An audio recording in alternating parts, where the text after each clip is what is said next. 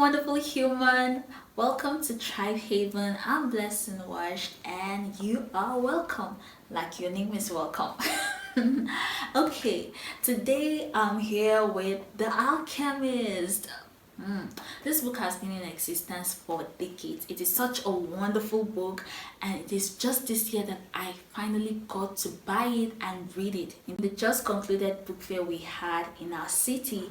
And after reading it, I'm telling you, something happened. Something happened. My life was changed.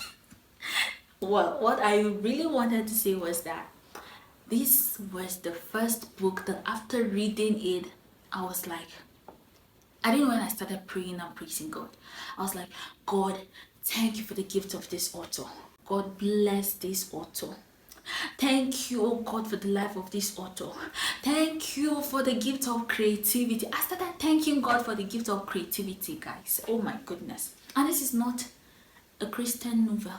This is just a normal novel. But after reading it, I was like in the spirit.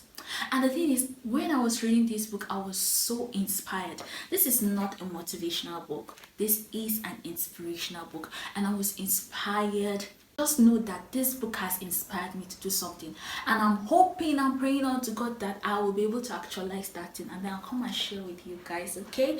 So, if you're yet to read this book, please go ahead and do so. The first time I came across the title of this book, I heard the name of the book, was in a YouTube video last year, I think.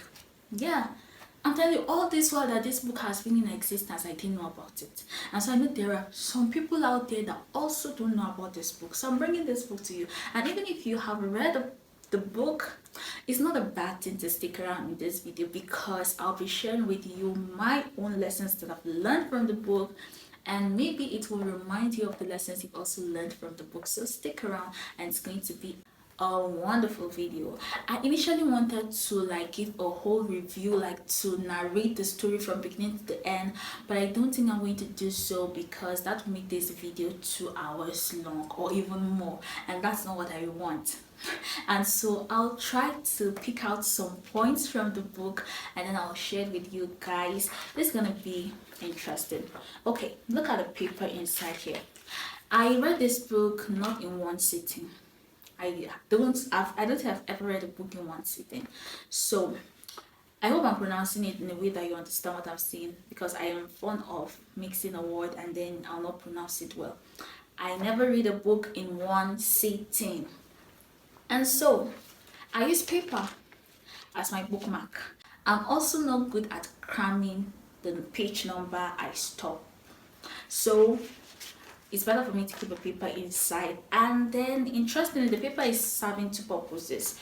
I used to jot down what I learned from the book. This paper is really interesting. See, I've got some part of it. But hey, the message is still here. This is not the whole message, and I cannot even be able to share with you the whole message, but these were some of the messages I was jotting down while I was reading the book. It's not while I was thinking of making this video. I did not write a single thing down on paper.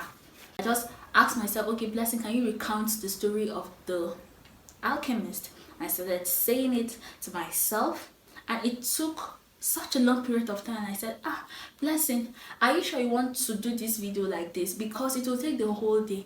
And I said, okay, maybe let me just do it. Let me just pick some points from the book and share. Then when I opened the book and I saw this paper, I said, oh, thank God, when I was reading, I was taking some notes. So hopefully this will remind me of any points that I am going to miss out. Or let me not prophesy that I'm going to miss out a point, but hey, I don't think I'll be able to share all the points because this book is loaded. Guys, it's loaded.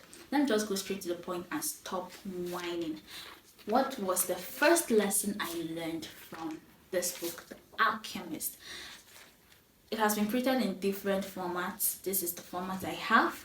So, I don't know the formats you have, or the one you find in your bookstore. So, what's lesson? Let me just keep this here first. What lessons did I learn from the book Alchemist? If I want to summarize the book Alchemist, I will say, apart from the fact that it is not a motivational book, you not read it and say, oh, I'm going to do this, I'm going to do that. It's going to inspire you, because it is an inspirational book. just as it inspired me, and it's still inspiring me. And I love inspiration more than motivation, I tell you. So one thing I like, if I'm to summarize this book, I'll say the central message for me is that you should value the journey as much as you value the destination. The journey is as important as the destination. That is the summary. And it's easy to hear or to know that the journey is as important as the destination, but it's not enough. You need stories and well structured points that will really drive the message home and make sure that it stays home, so that you will never ever again in your life mistakenly not value the journey. And that's what this book will do for you. The Alchemist, that's what it's going to do for you, and that's what it has done for me. And I've always been someone that has always valued the process, the journey, not just the destination. And I'm glad that I'm getting confirmation and more stories that will drive that point home, and I can also share my beliefs with others and give them concrete reasons why they should value the journey as much as they value the process. Because this thing, but they start as small things, but they gradually bleed into important aspects of our lives. As a society, we often say it's the end that justifies the means. No, with this you'll learn that it is the means that justifies the end. And to make it in a more practical way, let me give a more practical example. Let's say singleness and marriage, right?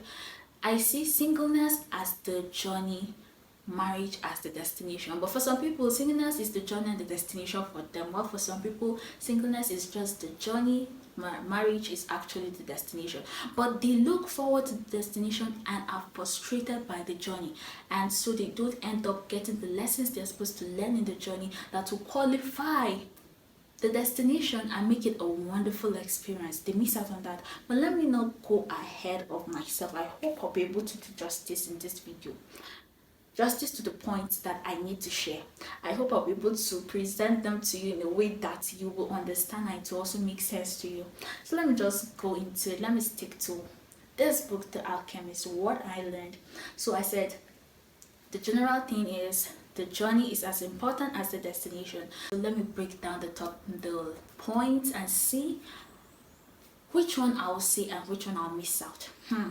Let's go. Let the challenge begin. So number one lesson I learned was that, the obvious one, there's a language of the universe, and this language does not have words. And the truth is, everyone has a personal legend, but not everyone goes after their personal legend because of various reasons, of course.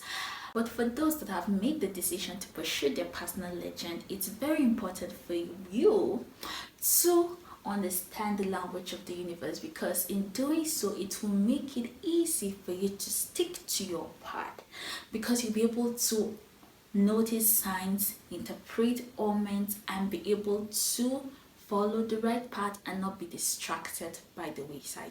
So if you really understand the language of the universe, then you are guaranteed to reach your destination, to reach the end of your legend, where your treasure awaits.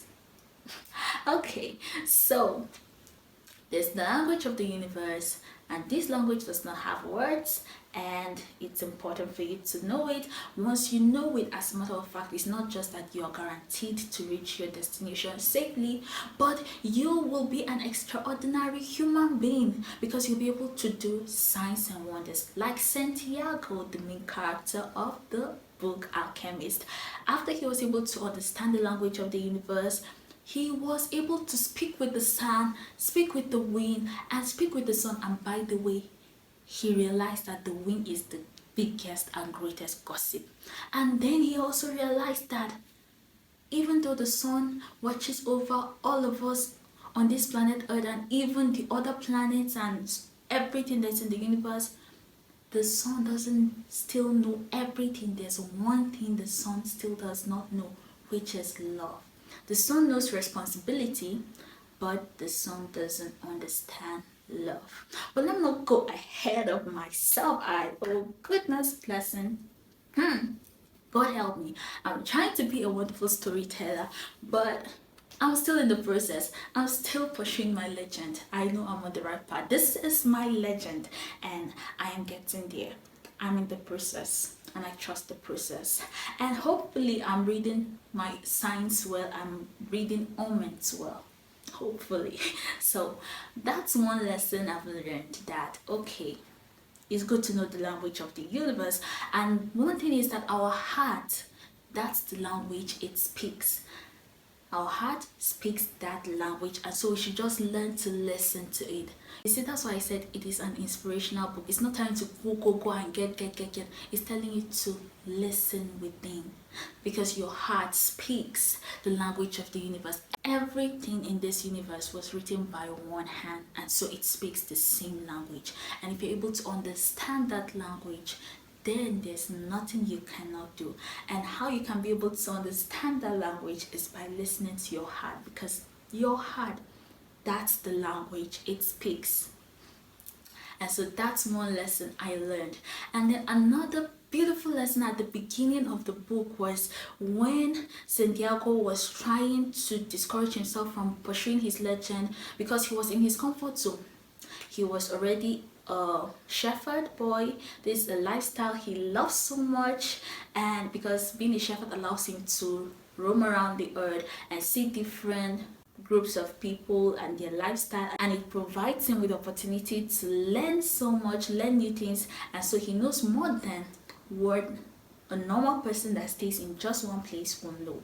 And he also loves reading, so he loves his lifestyle. He loves flocking around with his sheep. They don't ask for too much, they just ask for water and food and where to sleep, that's all.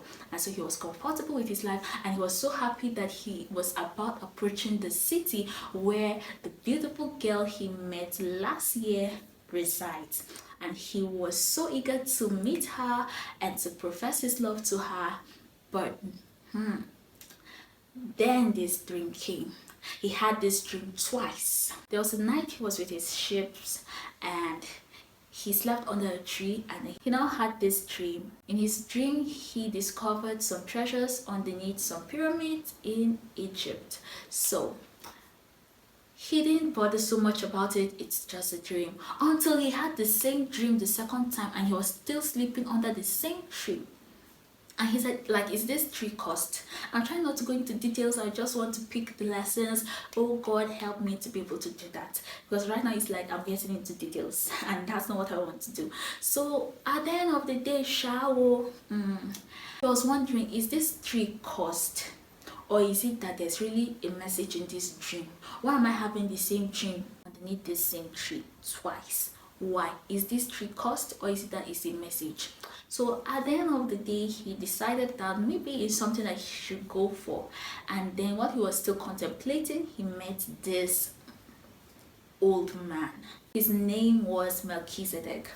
And if you are familiar with the Bible, you know that there's a character in the Bible named Melchizedek. He was a prince and a king at the same time, and nobody knew when they gave birth to him, and the record of his death is not in the Bible. So he is such a mysterious character. And in this book, the author said Melchizedek was a wise man, that he always finds people that are on their way to fulfilling their legend. And so this guy Santiago is on his way to fulfilling his legend, or pursuing his legend. And so, but he was finding it difficult to commit to that decision. And then this Melchizedek came to him to help him, because that was his profession, I guess, to help people that are on their way to their legend. They are really trying to pursue their legend. So when he met this Melchizedek guy told him he should forget about this lady. Probably she will find another man, another shepherd that will be there for her, will love her, will marry her. And Santiago said, oh, maybe a shepherd that even has a bigger flock of sheep than him will come, and then her father will love to marry her to that person. And by the way, bakers at that time had more stable lives. And so her father may want to hand her over to a baker that has a more stable life than a shepherd that just moves around with no direction and bearing. So, and then he now told him that, okay, that's the Melchizedek.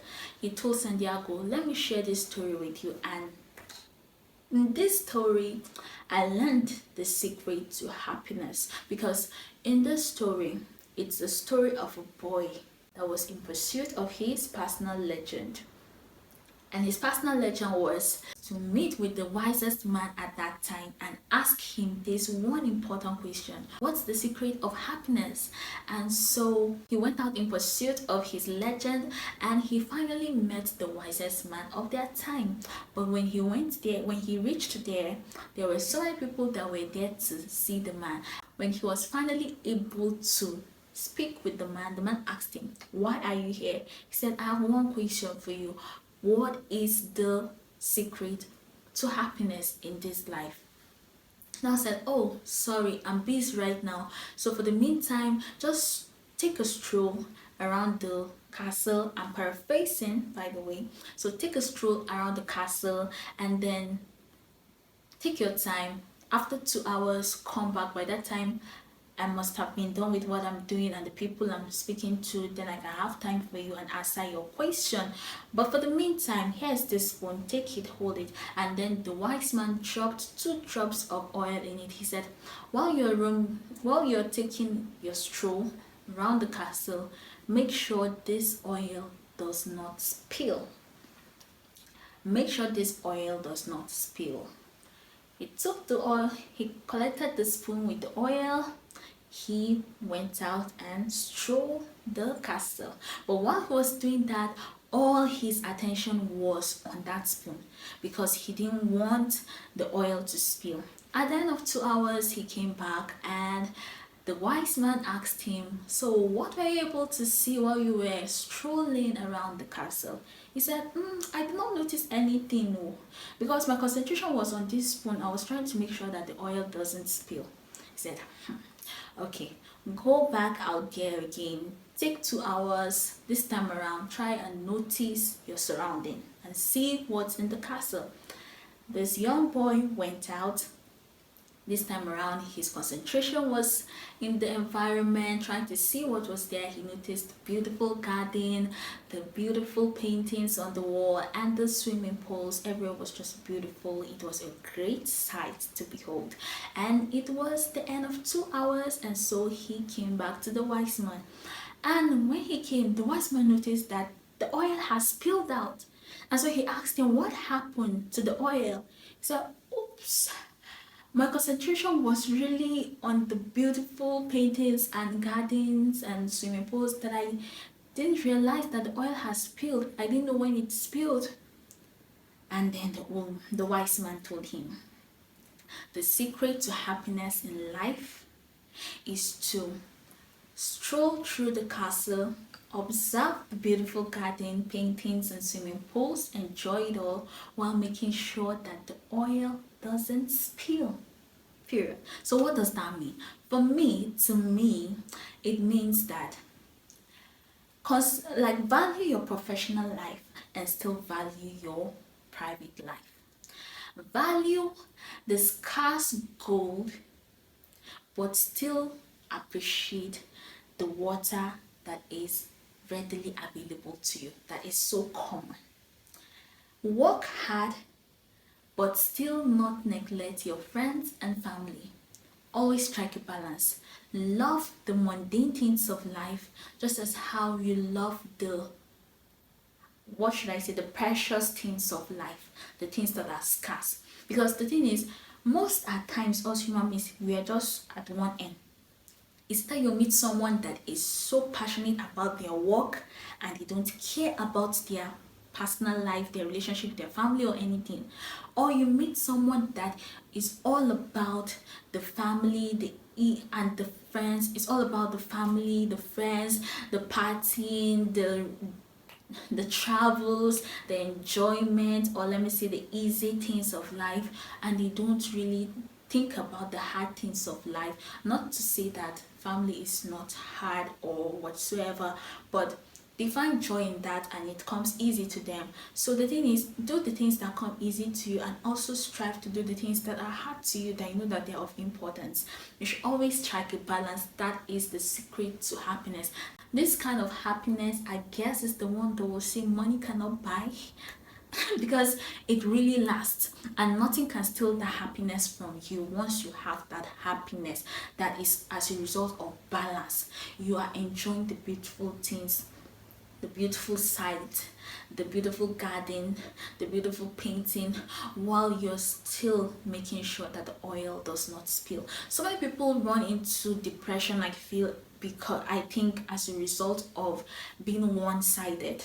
If you don't care about the mundane things of life, you will not appreciate them, and at the end of the day you'll be frustrated and depressed, because man was not designed that way. Man was not designed to live life alone, and so you'll be depressed. On the other hand, those that just value family, value hanging out with friends and all the good stuff, and they are not putting their best in their profession or to do something valuable to the community, a time will come that they will be depressed, because they'll be full of anxiety. They'll start feeling like, oh, maybe I'm not valuable, I'm not producing, because they're not producing anything. Maybe I'm one, two, three. Maybe I'm not valuable because I'm not producing anything to the society. I'm just enjoying and enjoying. We're meant to consume and produce. If you're just enjoying, you're consuming, at a point you will feel unfulfilled. And there's a depression that comes with that. You feel unfulfilled, you feel left behind in life, because your colleagues will start listing the number of achievements they have achieved, they have accomplished, and you'll be like, you've done nothing, you've just been enjoying. And sometimes, well, it's not about comparison, but that's the way we were made. Like, you just feel somehow, in a way you feel like you've been left behind, even though you don't want to feel that way, but you still feel that way, because that's not how life was meant to be experienced and enjoyed.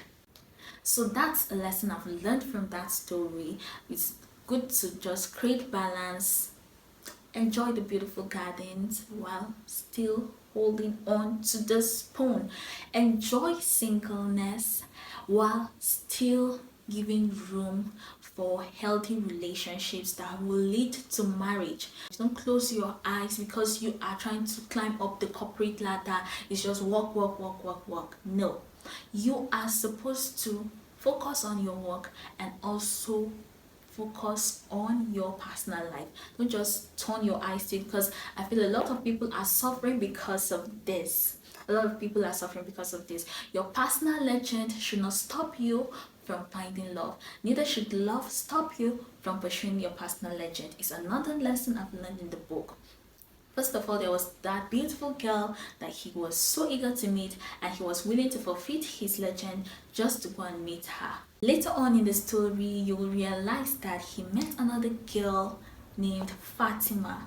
It was a love at first sight, and what was more beautiful than that was the fact that, hold up, editing blessing here, I realized that this video is already too long and I don't want it to be super long, so I'm gonna cut it here. Let's say this is part 1. The story will continue in part 2. See you there. Don't forget to like, share, comment and subscribe. Peace.